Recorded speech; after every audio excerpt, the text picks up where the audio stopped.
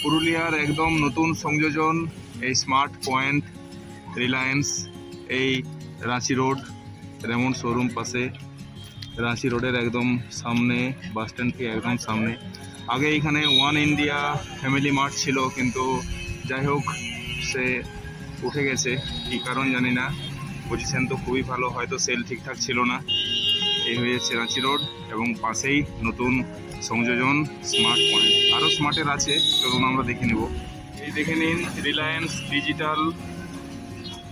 Digital shopping complex.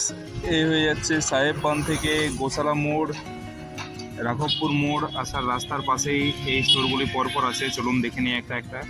Reliance digital, আর রাস্তার এই ডান সাইডে পিটার ইংল্যান্ড শোরুম। রিলায়েন্স ডিজিটালের পাশেই এই স্মার্ট সুপার স্টোর, এর কাজ চলছে, এখনও ওপেনিং হয়নি। আর তার পাশে আছে স্মার্ট সুপার স্টোর, ওইখানের একটা ভিডিও আছে, আপনারা দেখে নিতে পারেন। আর এই যে রাঘবপুর মোড়, এই পাশে হয়ে গেল রিল্যাক্সো ফুটওয়্যার শপিং কমপ্লেক্স।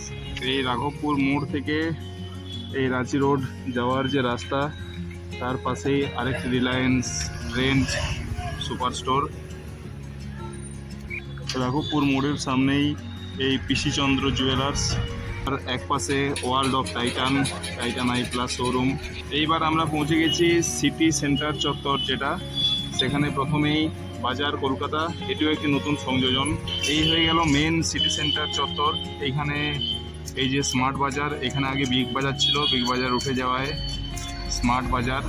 স্মার্টেই পুরুলিয়ার অর্ধেক মোটামুটি ম্যাক্সিমাম এটাই কাভার করার চেষ্টা করছে। ওইদিকে দেখুন পেন্টালুন, SPF সিনেমাজ, টার্টেল শোরুম আছে, পার্টি হোটেল এইখানেই। রাস্তার এই পাশে ভ্যালু স্টোর, অধিকারী সুইটস, দিল্লি দরবার, দারুণভাবে সাজিয়েছে জায়গাটিকে। স্মার্ট বাজারের পাশেই সিটি বাজার মেট্রো, একটু ভিতরে যেতে হবে। নতুন সংযোজন ডমিনোজ, হপম্যান, আগে ছিল পোস্ট অফিস মোড়ে, এখন এইখানে SNV শপিং, স্পেন্সার, এইদিকে হয়ে গেল খাদিম, অজন্তা, এই হয়ে গেল SP হোন্ডা শোরুম, পাশেই এই হয়ে গেল ফার্স্টক্রাই.com।